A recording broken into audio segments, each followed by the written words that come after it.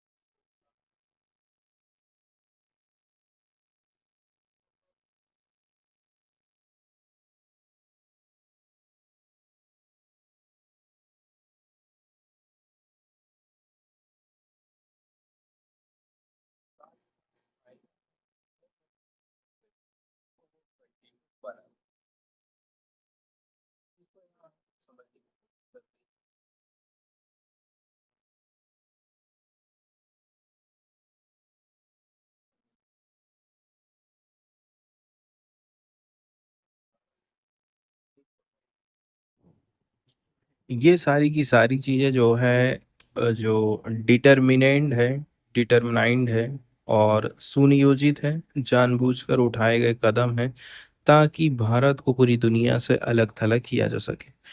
मतलब चाइना इत्तेफ़ाकन या फिर रिएक्टिव तौर पर नहीं कि अचानक से पैर रख दिए किसी चीज़ के ऊपर, ऐसा नहीं है। बल्कि फ्लैट पॉलिसी के अंतर्गत इंडिया को सुधारने की कोशिश कर रहा है। ये सब एक मेटिकुलसली कैलिब्रेटेड है, मतलब एकदम दिमाग लगा करके, सोच समझ करके किया गया फाइनली ट्यून्ड प्लान का हिस्सा है। कैलिब्रेटेड का मतलब होता है हालत के अनुसार बहुत सटीक और सावधानी से प्लानिंग करना। चाइना हर जियोपॉलिटिकल कदम को लॉन्ग टर्म स्ट्रेटजिक गेन के लिए उठाता है, शॉर्ट टर्म के लिए नहीं। इसके अलावा इस जो जो प्लानिंग चाइना कर रहा है, इसका मकसद क्या है? चाइना के कोर इकोनॉमिक इंटरेस्ट जैसे कि belt and road initiative, Indian ocean और इंडो पैसिफिक में ट्रेड रूट पर कंट्रोल करना, साउथ एशिया में चीनी इन्फ्लुएंस बनाए रखना, ये सारे उसके उद्देश्य हैं। अगर इंडिया रीजनल लीडरशिप में आगे बढ़ जाता है तो वो चाइना की इकोनॉमिक एक्सपांशन को चैलेंज दे सकता है।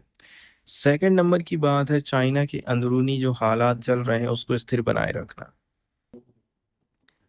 तो इसमें economic slowdown, rising youth unemployment and internal dissent हो सकता है, जैसे कि हांगकांग, जिनजियांग, या अब इकोनॉमी रिलेटेड प्रोटेस्ट को डाइवर्ट करने के लिए चाइना ज़्यादातर भारत का इस्तेमाल करता है।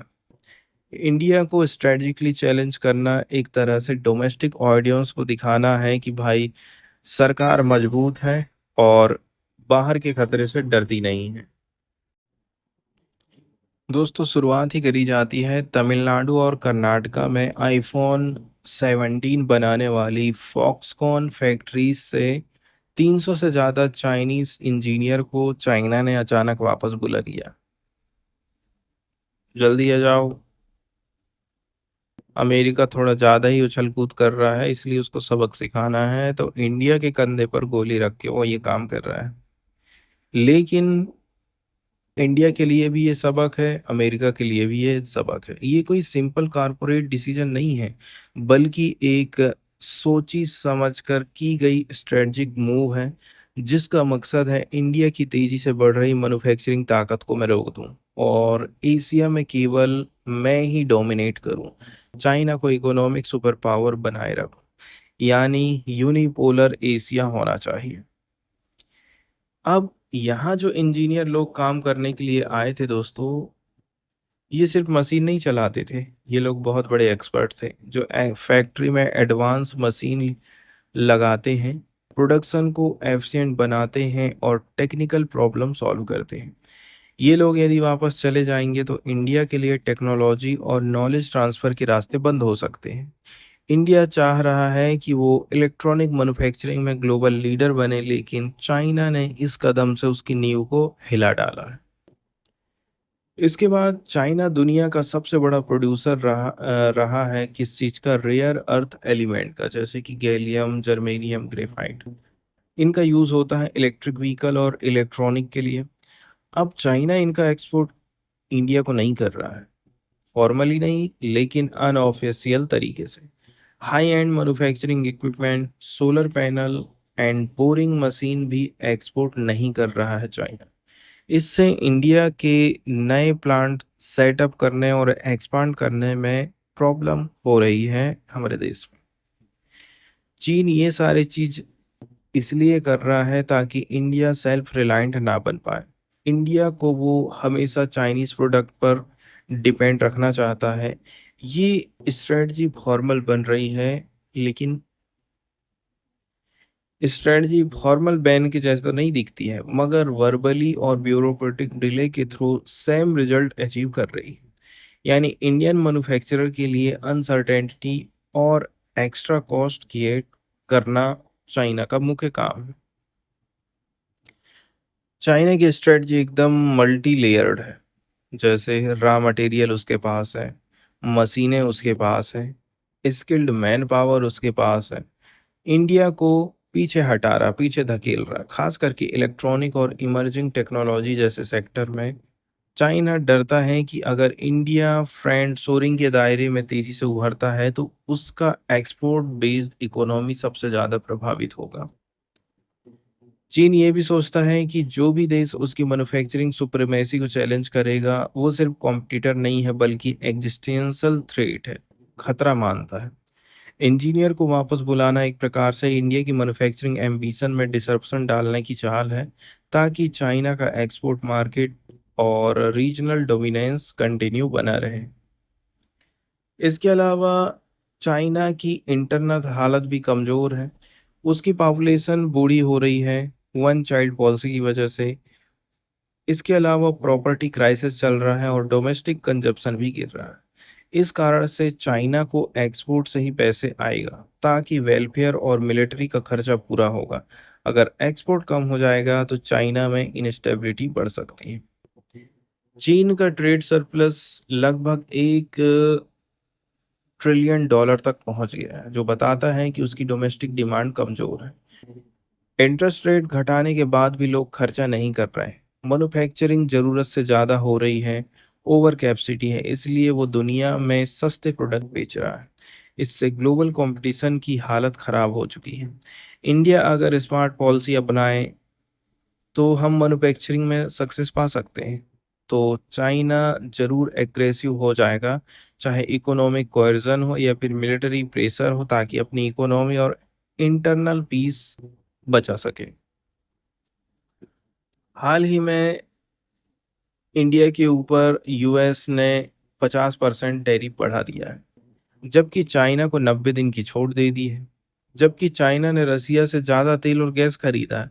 ये चीज़ बताती है कि वेस्ट पर कंप्लीटली भरोसा करना ना एकदम चूतियाई है।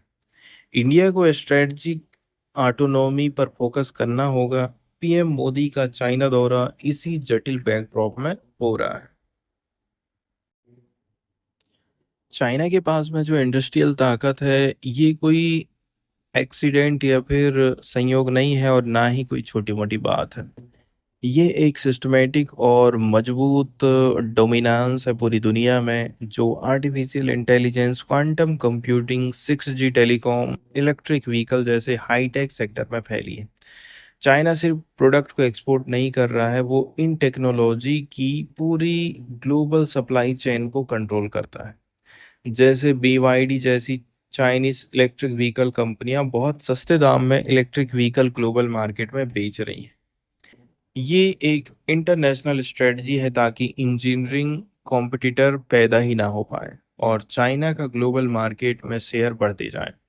इसे कहते हैं इकोनॉमिक स्टेटक्राफ्ट, मतलब अपनी इकोनॉमिक ताकत को एक रणनीतिक हथियार की तरह यूज करना। इसके बाद इंडियाज करंट मैन्युफैक्चरिंग सिचुएशन की बात करें तो इंडिया मैन्युफैक्चरिंग हब बनने का सपना देख रहा है, लेकिन ग्राउंड रियलिटी अभी बहुत पीछे है।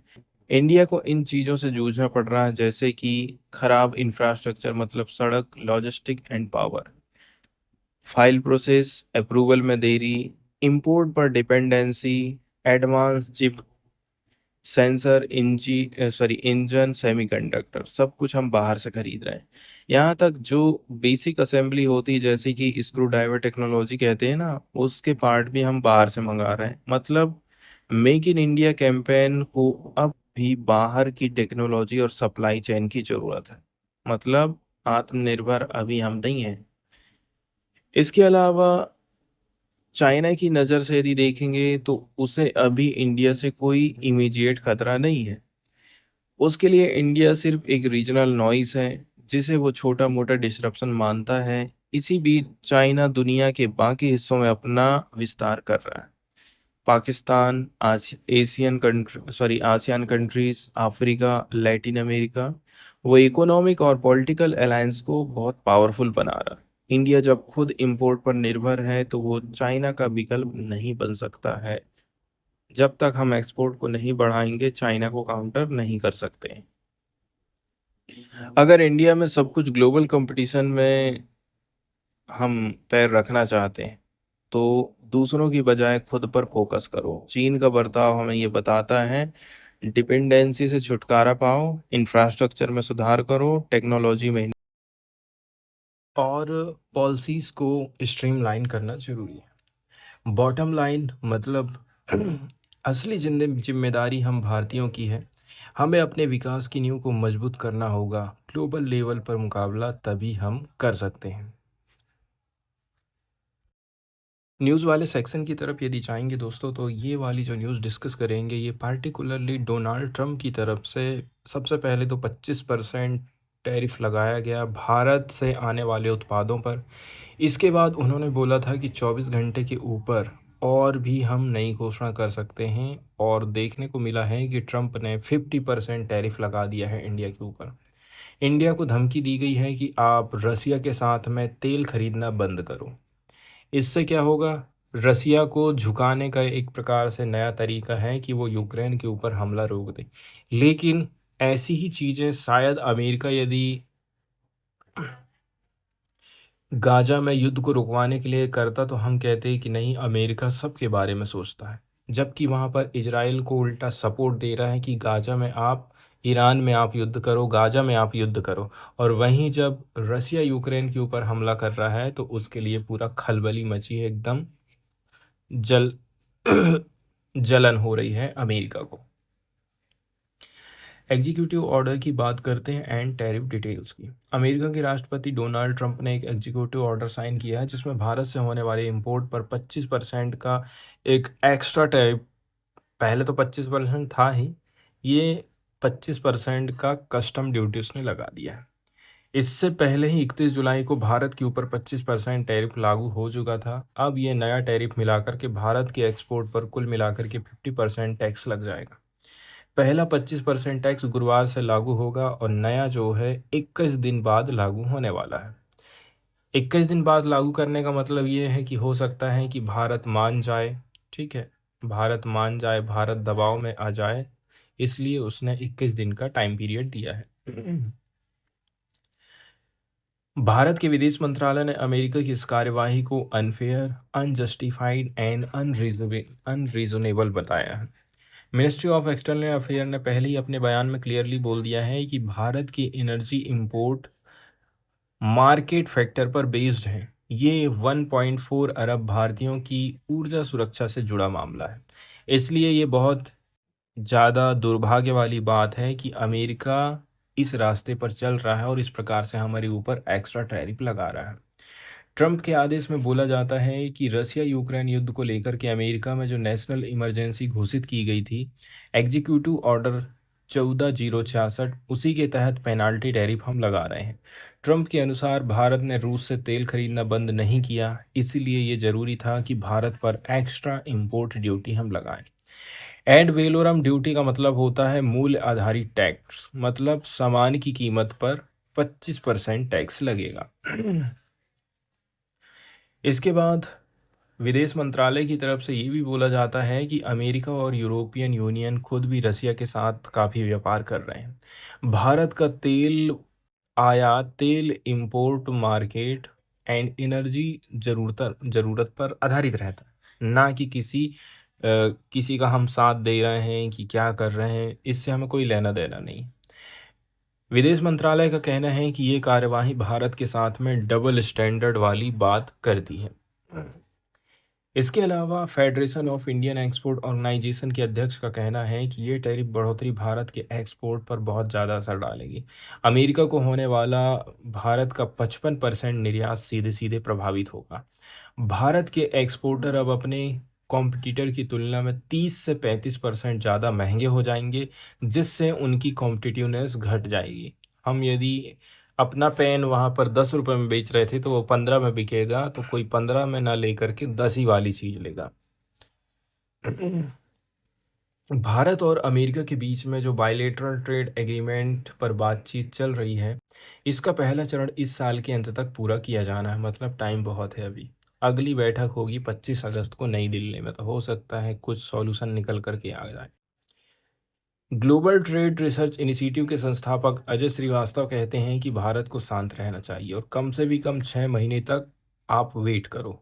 भारत को धमकी या फिर दबाव में आकर के ट्रेड नेगोशिएशंस नहीं करना है। अगर रूस से तेल खरीदना हमारे लिए सस्ता पड़ रहा है, ठीक है, या फिर महंगा हो जाए, तभी हमें बंद करना चाहिए, ना कि अमेरिका के दबाव में आकर के ऐसा कोई कदम उठाने की हमें ज़रूरत है। इसके बाद वाला जो न्यूज़ आर्टिकल है वो particularly 20% ethanol mixing and 80% petrol mixing से रिलेटेड है। मतलब 1 लीटर में 80% हिस्सा पेट्रोल रहेगा, तो 20% हिस्सा हम एथेनॉल का यूज़ करेंगे। इससे हमारा जो पेट्रोल का इंपोर्ट है वो काफ़ी हद तक कंट्रोल हो जाएगा। नितिन गडकरी ने बोला है कि 20% एथनॉल वाले E20 पेट्रोल से पुराने वाहनों को कोई नुकसान नहीं होता है। ये automotive research association of India की टेस्टिंग से सिद्ध हो चुका है।